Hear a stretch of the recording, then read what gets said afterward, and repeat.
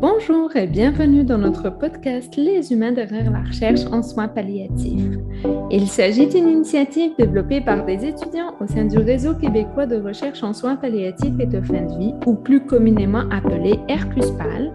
À chaque épisode, nous rencontrerons des étudiants, des chercheurs ou des bénévoles en soins palliatifs pour mieux comprendre leur parcours ou plus précisément pourquoi ils ont choisi le domaine si mystérieux et empreint d'humanité que sont les soins palliatifs et de fin de vie.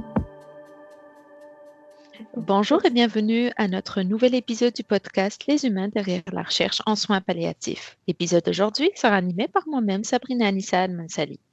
Aujourd'hui, nous avons l'occasion de rencontrer professeur Chantal Verdun.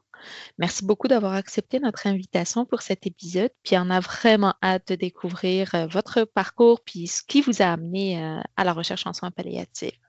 C'est un plaisir. Merci beaucoup de l'invitation. Merci à vous. Et puis, c'est ça, moi, je sais que vous êtes professeur titulaire au département des sciences infirmières et puis que vous êtes membre régulière du Réseau québécois de recherche en soins palliatifs, mais aussi de l'équipe paternité, famille et société, Réseau Québec, RISUC et RRISIC. Et puis, vous êtes à l'Université du Québec en Outaouais. C'est bon. Exactement. Oui, je suis professeure titulaire à l'Université du Québec en Outaouais depuis maintenant bientôt 18 ans. Donc, ça fait quand même plusieurs années là, que j'exerce comme chercheur. Super. Merci beaucoup encore une fois. Et puis, est-ce que peut-être pour commencer, est-ce que vous pourriez nous parler un petit peu de votre parcours général afin que les auditeurs puissent vous connaître un peu plus? Oui, avec plaisir. En fait, moi, j'ai commencé ma carrière comme infirmière, comme infirmière auprès des patients et ma clientèle était la pédiatrie. Donc, mes premières années, là, je dirais à peu près une dizaine d'années, j'ai travaillé donc en pédiatrie, plus particulièrement dans des soins intensifs. Puis j'ai aussi, à cette époque, il n'y avait pas beaucoup de postes puis d'occasions de travailler là, avec une assurance là, d'avoir du travail régulier. Donc, je disais toujours oui pour le travail. Ça a beaucoup changé avec le temps. Donc, mes premières années, c'était beaucoup d'équipes volantes, travailler dans différents secteurs. Donc, je me suis spécialisée euh, sans trop y réfléchir, là, beaucoup, même dans des secteurs comme la salle d'accouchement, la néonatologie, tout ce qui concernait donc la périnatalité puis la pédiatrie, c'était mon secteur fétiche. Et de fil en aiguille aussi, parce que je disais oui à toutes les opportunités, j'ai commencé à travailler aussi en CLSC, à donner des cours prénataux, puis à accompagner des familles. Et c'est comme ça que je me suis rendu compte qu'il y avait beaucoup de familles à cette époque-là. Encore aujourd'hui, c'est ça, mais à l'époque, les services étaient encore plus réduits. Tous les parents qui perdaient un enfant durant la grossesse ou à l'accouchement, il n'y avait pas de suivi. On n'était même pas au courant là, que les parents avaient vécu un décès périnatal. Donc, euh, ça a été une cause qui m'a tenue longuement en haleine et en intérêt. C'est pour ça que j'ai fait une maîtrise quand même assez rapidement après l'obtention de baccalauréat. J'étais infirmière depuis plusieurs années. Après l'obtention de mon baccalauréat, je me suis rendu compte de cette lacune, puis j'ai décidé d'aller faire un mémoire recherche où je me suis attardée beaucoup au sens de la vie des parents qui perdaient un enfant en période périnatale. Et de fil en aiguille, c'est un peu vers cette thématique que j'ai commencé ma carrière à m'intéresser donc au deuil. Le deuil parental aussi, c'est vraiment quelque chose qui m'interpellait. Puis, à un moment donné, on m'a offert un poste comme infirmière pour la ville. Moi, à l'époque, c'était la ville de Laval, où je ne faisais que ça, de l'accompagnement des parents qui avaient perdu un bébé. Donc, j'ai fait ça pendant à peu près là, quasiment 5 ans à temps complet où là, je rencontrais des familles qui vivaient ce drame-là.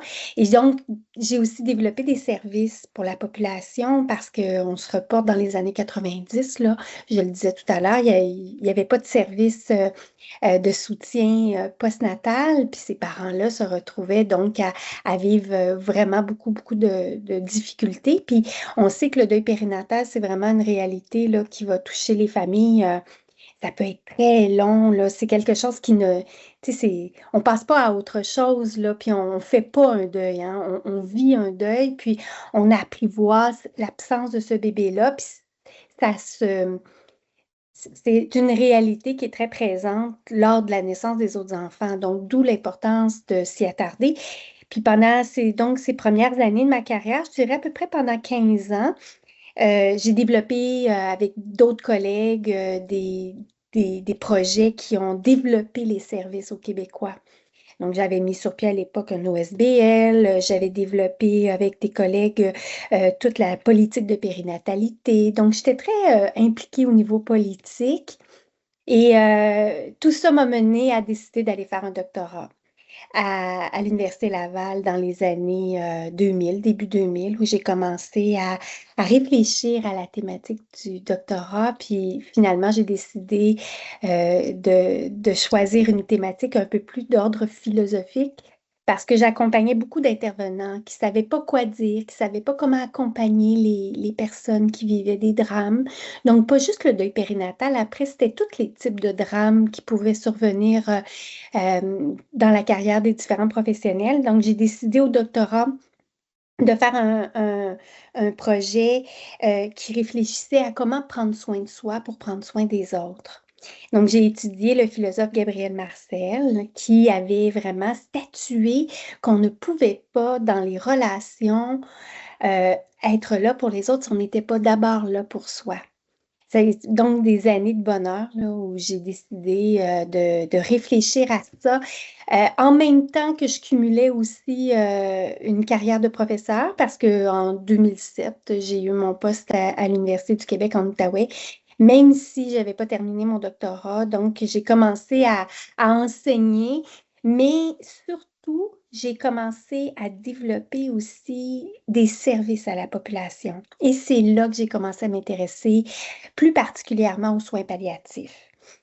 Dans ces années-là, donc en même temps que je faisais mon doctorat puis que j'avais ma carrière là, comme professeur, j'ai commencé à m'intéresser aux maisons de soins palliatifs. Et par ricochet, ben, quand mon doctorat s'est terminé, ben, c'est clair que les maisons de soins palliatifs avaient aussi envie d'entendre le modèle que j'avais développé pendant mes études doctorales sur comment prendre soin de soi pour prendre soin des autres.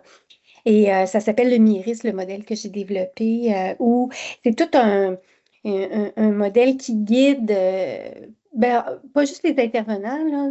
J'ai envie de dire que c'est pas mal pour tout le monde, ce modèle-là, mais comment être à l'écoute de soi, puis comment le contact avec la souffrance, puis comment les gens vivent des deuils, ça peut avoir des effets sur nous.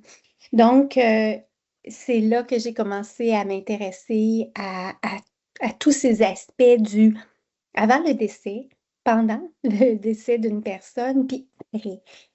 Donc, moi, mes travaux sont vraiment orientés dans une trajectoire qui s'échelonne. Ça peut être à court, moyen, long terme chez une personne, parce que je m'intéresse aussi beaucoup au deuil prolongé.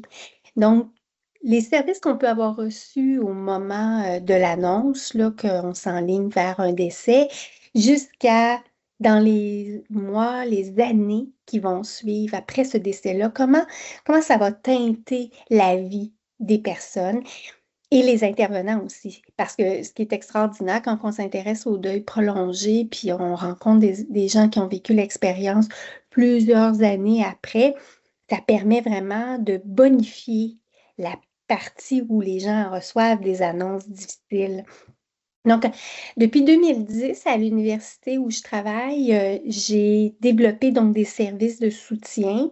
J'ai pas une adresse, puis tu sais, c'est des services offerts, l'opinion sur rue, là, je m'amuse à dire ça parce que c'est quand même limité, là. Mes étudiants font du suivi, moi j'en fais, mais on reçoit des références de médecins, de différentes organisations. Ça peut être la Maison des soins palliatifs, ça peut être le CLSC, ça peut être l'hôpital.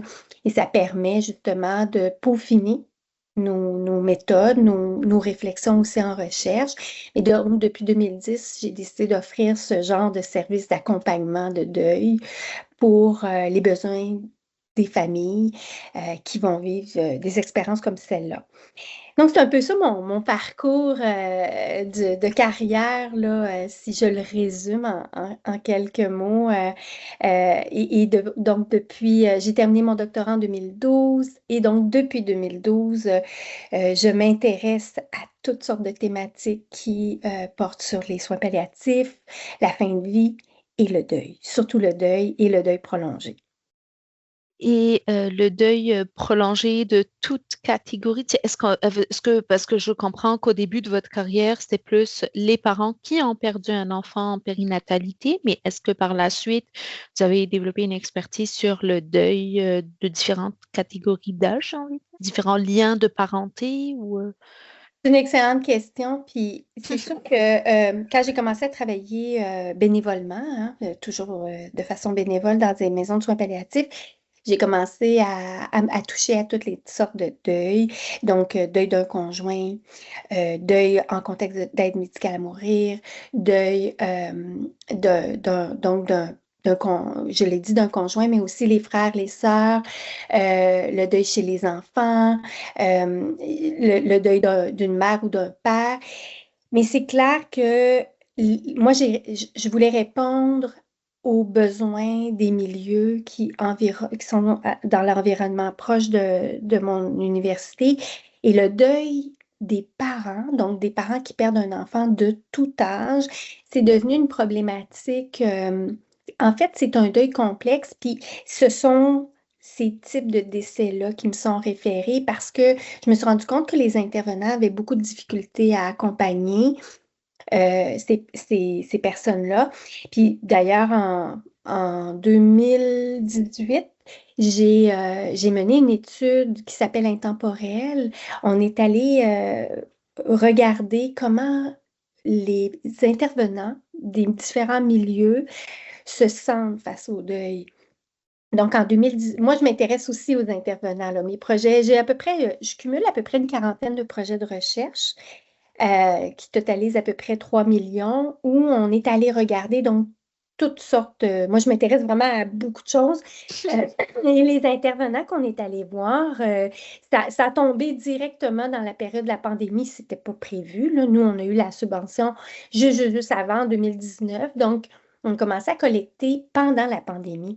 Mais c'était tellement riche parce que les intervenants nous ont vraiment dit avec quoi ils étaient le plus à l'aise. Puis c'est clair que quand il s'agit du décès d'un enfant, c'est vraiment une thématique qui est problématique.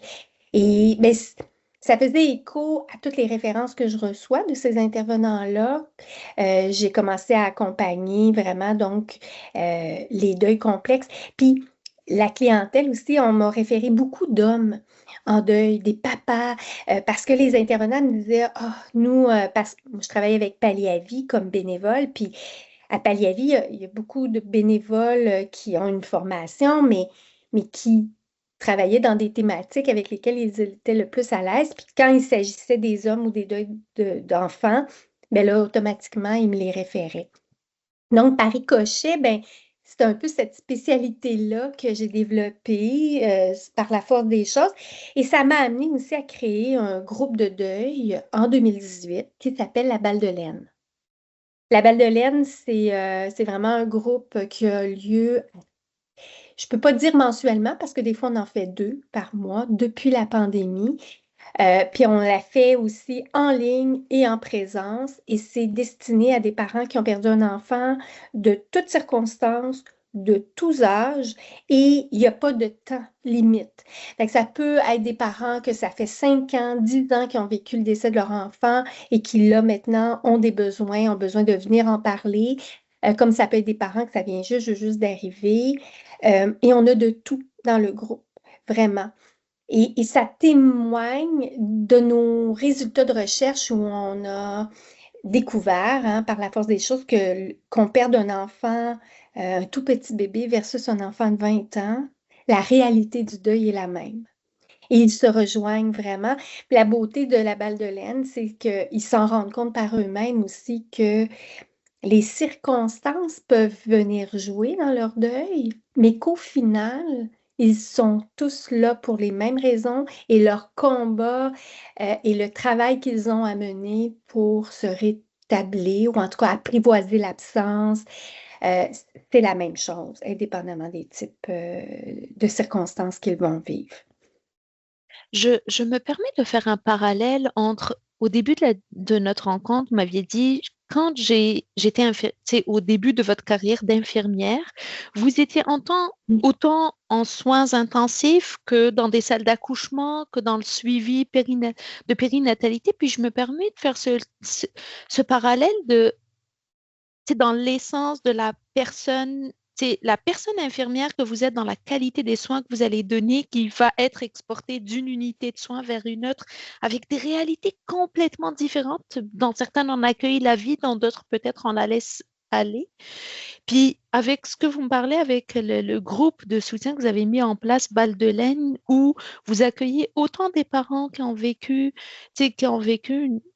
un décès de leur enfant, ça fait pas longtemps, puis il y en a qui ont perdu un décès, un enfant il y a quelques années, et puis vous me dites que les deux parents, ils se rendent compte que le deuil est le même. C'est quand même, en tout cas, je me permets de faire ce parallèle, je ne sais pas si j'ai le droit, mais il y a quelque chose en tout cas dans l'humain, dans la c'est la qualité de présence qu'on offre dans le vécu de ses parents qui se sentent écoutés, qui se sentent à l'aise d'exprimer leur vécu. En tout cas, je ne sais pas. Chose intéressant, ce constat-là. Puis oui, en fait, moi, je me souviens dans mes tout débuts, là, parce qu'au baccalauréat, le dernier cours de mon baccalauréat, c'était un cours sur le deuil. Et c'est ce cours qui a donné l'intérêt pour moi d'aller faire ce que je fais aujourd'hui. Puis je me souviens que la professeure, elle nous avait posé la question, c'est quoi le pire deuil? Puis je me souviens que la question m'avait suscité beaucoup de réflexions, d'ordre même philosophique à cette époque. Puis tu sais, après, j'ai étudié le sens de la vie, donc la nature humaine, puis les réflexions philosophiques ont toujours eu une grande place dans ma tête. Et je me souviens que les gens donc levaient la main. Puis je fais la même chose hein, dans mes cours quand j'enseigne. Au baccalauréat, surtout, là, un cours sur le deuil, je pose toujours la question. Puis oui, il y en a qui lèvent la main et qui ont dit ah, le pire deuil, c'est un enfant. Puis là, ils vont tous nommer des choses. Quand c'est subi, les suicides, ou les cas de violence importante. Puis je me sais que c'est ce qui s'était passé dans notre cours quand moi-même j'étais étudiante. Puis la professeure, elle dit, savez-vous, elle dit le pire deuil, c'est celui qu'on vit au moment où on le vit. Et ça a tellement résonné, puis pour moi, c'était la meilleure réponse. Et c'est un peu le cheval de bataille que j'ai envie de mener, moi, dans mes travaux. J'aime beaucoup déconstruire les croyances, puis d'ailleurs, c'est pour ça que le projet dont je suis le plus fière, c'est celui que je suis en train de mener, qui s'appelle Bien vivre son deuil en société. C'est un projet qui a 3 phases. On est en train de faire la 2e phase de ce projet-là, qui est subventionné par le Conseil de recherche en sciences humaines. C'est un projet qui vise vraiment à déconstruire les croyances de notre société autour du deuil, parce que c'est quelque chose qui vient énormément me chercher. Ça venait me chercher à cette époque où j'étais toute jeune et que j'entendais les réflexions de tous et chacun sur c'est quoi le pire deuil. Puis dans notre société, on en a plein de croyances. La croyance qu'un deuil anticipé, donc un deuil en soins palliatifs, va faire beaucoup moins mal que quand c'est subi ou quand c'est subi comme un suicide ou un accident de voiture. Et, et j'en parle, puis j'en ai des frissons parce que ceux qui vivent un deuil en soins palliatifs, là, puis je pèse mes mots, ils vivent un deuil. mais ils sont pas dedans encore, puis ils se font dire des choses qui viennent énormément me chercher, comme des gens au salon mortuaire qui vont dire Ah, là, tu vas pas passer à autre chose, c'est enfin terminé. Notre société envoie des messages qui ont un poids majeur sur la trajectoire de deuil dans le temps. Ces gens-là sont marqués par ces paroles qui envoient une pression sociale, et c'est ce qu'on constate dans Bien vivre son deuil en société, où ils nous en ont parlé. Moi, j'ai rencontré des êtres humains, on a regardé tous les types de deuil, et le seul critère, c'était qu'il fallait que ça soit survenu au-delà de 6 mois. On a eu des gens qui sont venus nous parler d'un décès périnatal il y a 25 ans. Ils nous ont parlé avec de l'émotion, avec un paquet de réflexions. Une chose est sûre, c'est qu'un être humain qui vit un décès à un moment X, si on le rencontre dans 1 an, dans 2 ans, dans 3 ans, il va avoir bougé, mais il n'y a pas de fin au deuil. Et c'est ce qu'ils nous ont raconté, et ça déconstruit tellement de ces, je ne veux pas dire préjugés, mais c'est des croyances de société, que penser que parce qu'on a pu se préparer à la mort d'un proche, on va souffrir moins que si c'est subi, et que la personne ne s'y attendait pas du tout. Et l'aide médicale à mourir est d'ailleurs un des plus grands exemples, à mon sens, qui nous apparaît là. Moi, ce que je comprends et ce que je constate à travers la clinique, à travers les projets de recherche, c'est que perdre un proche, surtout avec l'aide médicale à mourir, ça fait justement un deuil compliqué. De par le fait que c'est banalisé par la société, par l'entourage. Moi, j'ai eu des consultations de gens qui se sont fait dire, mais pourquoi tu pleures? Ton conjoint a choisi sa date. Il est bien avec sa réalité. C'est son choix. Tu ne devrais pas avoir de peine. Donc, ce qu'on sait, c'est qu'un deuil qui n'est pas accueilli par l'entourage, qui n'a pas cette réceptivité-là, puis cette compassion, cette bienveillance, va devenir un deuil compliqué pour cette personne-là. Puis on l'entend avec j'ai envie de dire, ils pèsent leurs mots, ces gens-là. Et ça m'a tellement touchée dans Bien vivre son deuil en société, parce que les gens, même quand on ouvrait la rencontre de recherche avec eux, il y en a même qui nous disaient d'entrée de jeu, là, je ne sais pas si ce que j'ai à dire, si c'est pertinent, si ça fait partie de ce que vous voulez entendre. Tu sais, moi, c'est juste. Puis là, ils racontent la raison pourquoi ils ont choisi de participer. Ça fait tant d'années. Je ne sais pas si c'est correct, parce que, tu sais, j'ai encore de la peine, mais je sais que c'est pas normal. C'est comme si qu'ils ne se sentent pas légitimes de participer Exactement. parce qu'en société, tu es censé être passé à autre chose. Exactement. Ce qui est très décevant, oui. Donc, oui, je m'intéresse à beaucoup de choses. Puis d'ailleurs, depuis, mon Dieu, peut-être 5 ans, j'ai commencé à faire des communautés de soutien et de pratique auprès des professionnels de la santé. Donc, moi, je travaille en étroite collaboration avec le CIS des Laurentides, parce que je suis dans les Laurentides. Et donc, 4, 5 fois par année, ben, je dirais là, c'est 4, mais ça va monter à 5. Je fais des rencontres, c'est tellement extraordinaire le Zoom. Moi, je fais des rencontres Zoom avec des intervenants, et je les vois tous par des classes de professionnels. Donc, j'ai des travailleurs sociaux, des infirmières pour le moment. J'ai eu aussi des ISS dans un projet de recherche. Je les vois par groupe, puis l'objectif, c'est de réfléchir ensemble et discuter de certaines situations qu'ils ont à vivre dans les accompagnements, et de les accompagner justement avec des données toutes récentes, avec des outils qu'on co-construit ensemble pour ouvrir vers une façon de voir le deuil d'une toute autre façon. Puis la richesse de rencontrer des gens endeuillés, ben, c'est de pouvoir se réajuster en soins palliatifs avant le décès, ou dans d'autres secteurs d'activité. Moi, je suis beaucoup aussi dans les urgences. Quand ils ont des décès subis, comment on fait? Et puis, c'est extraordinaire, là, pour moi, ma pratique, c'est juste génial, parce que on m'interpelle des fois pendant que ça a lieu, des fois, si c'est possible avant, puis des fois, c'est après, a posteriori, où là, on réfléchit, puis on essaie de s'améliorer pour toujours répondre du mieux possible à la qualité de vie des êtres humains qui vivent des drames comme ceux-là. C'est super inspirant. En tout cas, je suis impressionnée par ce que j'entends, puis j'ai plein de questions. Je vois que vous avez déjà devancé un petit peu ma question qui était est-ce que vous avez des bons coups? Puis je comprends que le projet Bien vivre sans deuil en société est un projet phare, on va dire. Est-ce que vous avez d'autres bons coups que vous voulez nous partager? Ah, mon Dieu. Ben, c'est sûr que je pense qu'un des bons coups, c'est certainement d'avoir la chance de discuter avec des ministres pour changer des lois, pour essayer en tout cas du moins de bouleverser notre façon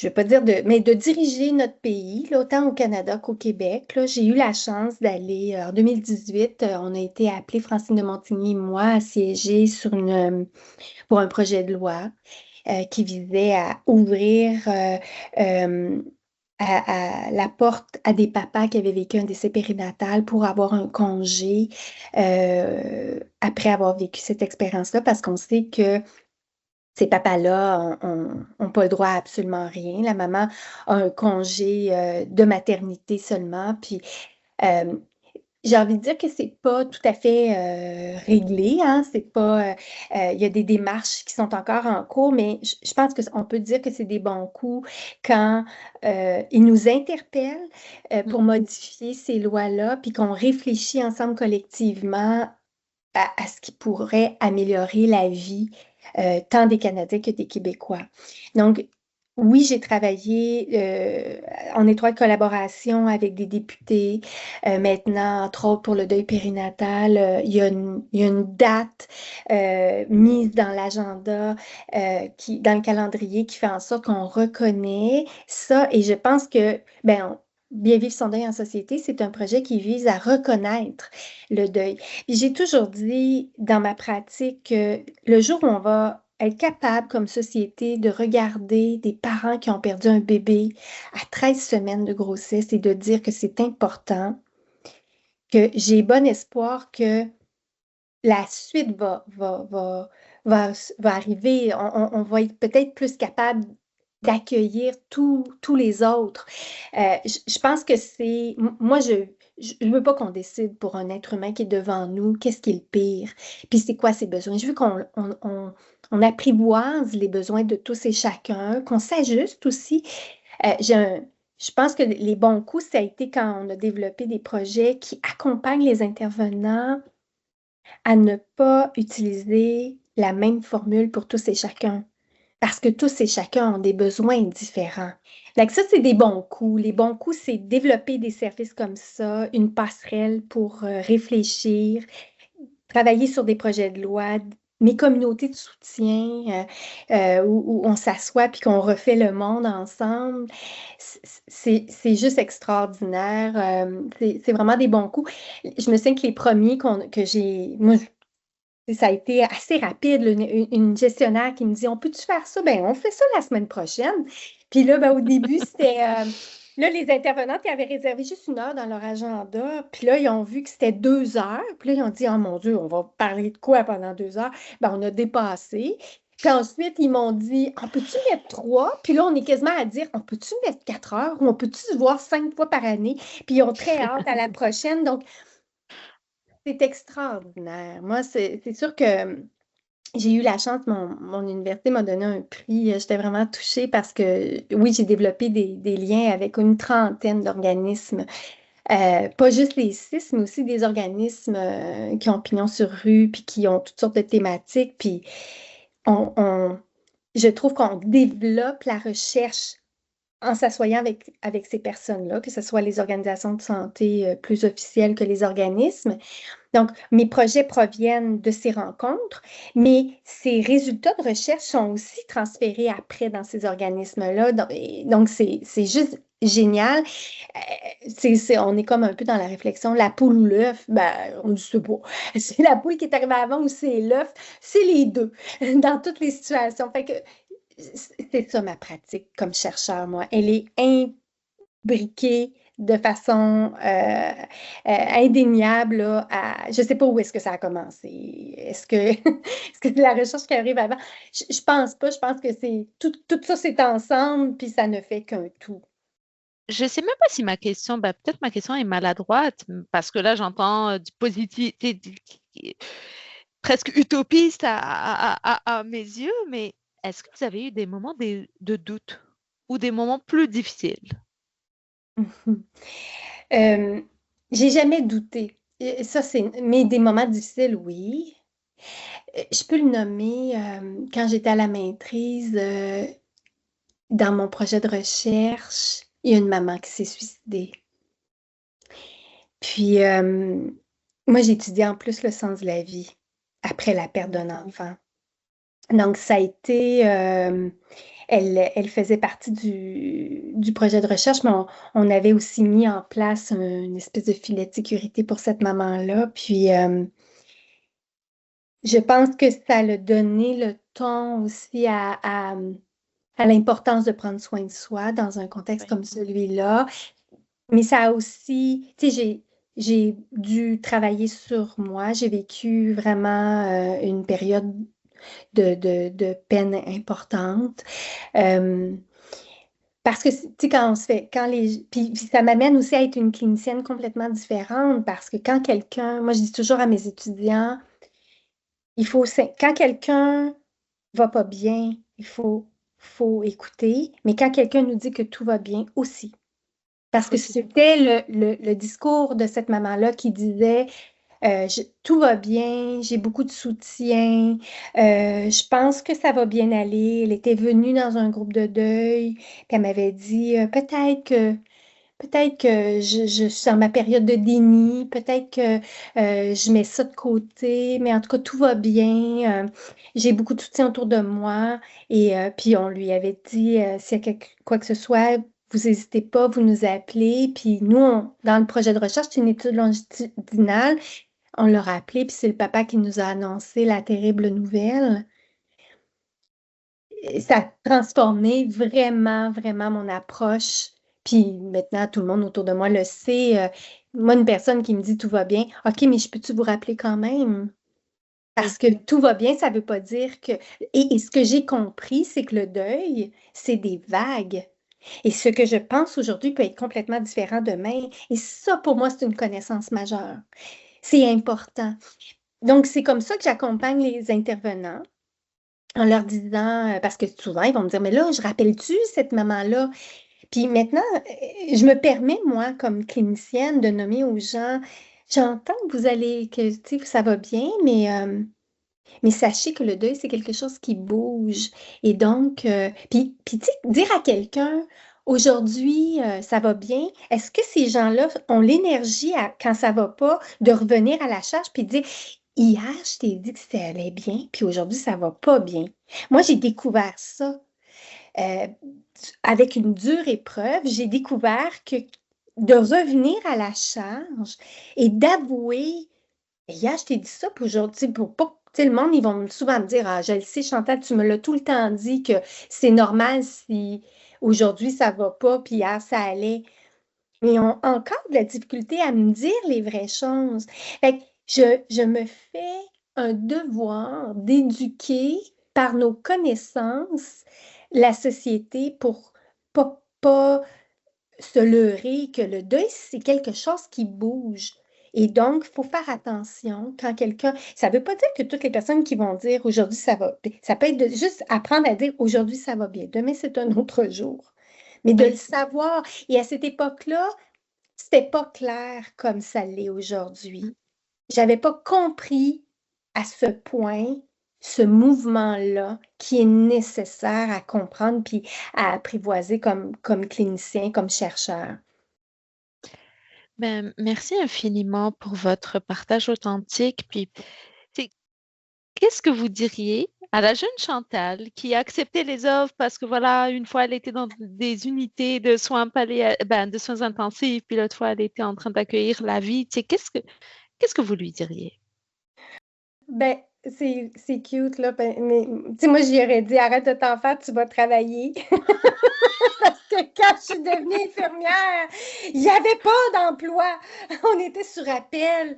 Puis moi, je m'amuse à dire à mes étudiants que le temps supplémentaire obligatoire, c'est de notre faute, la génération X, parce qu'on avait tellement peur de ne pas travailler qu'on disait tout le temps oui. mais non, mais pour vrai, la jeune Chantal avait tellement peur de ne pas travailler. Puis c'est sûr que j'ai travaillé, mon Dieu, tellement que... Mais je pense que le message que j'aurais tendance à vouloir lui dire, c'est de se faire confiance, de faire confiance à sa petite voix. Par votre intuition, j'ai Oui, l'impression. ben oui, puis oui, tu sais, on parlait tantôt, est-ce que j'ai eu des déceptions? Tu sais, il a fallu que je quitte un centre hospitalier que j'aimais beaucoup pour me choisir moi. J'ai trouvé ça très difficile. Mais j'aurais tendance à dire, ben fais confiance, la vie, quand tu envoies dans l'univers haut et fort des questions, la vie te répond. Puis moi, c'est le plus grand apprentissage que j'ai appris parce que, oui, il est arrivé, puis je ne peux pas raconter toutes les histoires qui me sont arrivées, mais je me souviens d'être inscrite à la maîtrise dans une formation où je me dis, ah, je ne sais pas si je suis à la bonne place. Et j'ai persévéré. On était 30 étudiants, il fallait choisir un bébé avec une malformation congénitale à la naissance et parmi les 30, la seule qui a eu un bébé qui est décédé, c'est moi. Et ça a été la réponse à l'univers. L'univers m'a répondu en me disant, toi, ta carrière, c'est sur le deuil. Et c'était le seul bébé qui allait bien dans les 30. Donc, c'est comme ça que j'ai appris à me faire confiance, dans le fond, puis à dire, OK, suis ce que la vie te dit de faire parce qu'elle a l'air à savoir plus que toi, parfois. Qu'est-ce qu'il faut, quel est le bon chemin? Fait que peut-être pas trop anticiper les chances, puis oui, je crois pas au hasard. À travers ce que j'ai vécu là, en 30 ans, là, je sais que le hasard n'existe pas. Je vous présente mes sympathies pour le bébé que vous avez perdu. Et puis, je vous remercie de cette confidence. Je vous remercie de votre partage authentique. Je souriais tout le long du podcast, mis à part, il y a des moments très... Mais en tout cas, on vit avec vous le moment. Merci infiniment. Et puis, moi, je retiens des messages clés. Tu sais, quand on vous dit non, continuez, persévérez, tapez des portes, puis là, baissez pas les bras et suivez votre intuition, finalement. C'est ce que j'ai envie de dire aux auditeurs. Oui. Puis, merci d'avoir partagé votre parcours inspirant et je vous laisse le mot de la fin. Ah, mon Dieu, c'est c'est toute une tâche comme mot de la fin, là. Moi, je pense que travailler, en tout cas, on est en soins palliatifs, là, donc on se rapproche tellement de l'essence de la vie. On apprend à mieux vivre quand on est à l'écoute des êtres humains qui vivent des drames. Moi, c'est des véritables cadeaux. Donc, je trouve ça touchant et beau de voir des étudiants qui choisissent ce secteur de recherche parce que tous les êtres humains ont des choses à nous apprendre. Puis pour moi, être un chercheur, c'est s'ouvrir à toutes ces façons de voir la vie. Donc, merci beaucoup pour cette belle activité, mais je remercie beaucoup les étudiants qui choisissent ce secteur-là parce que je pense vraiment que de belles découvertes, puis on doit développer de la recherche centrée sur les humains et sur les besoins qui changent à travers la société puis les défis qu'on côtoie là, dans notre quotidien. Donc, merci beaucoup. J'ai beaucoup aimé l'expérience.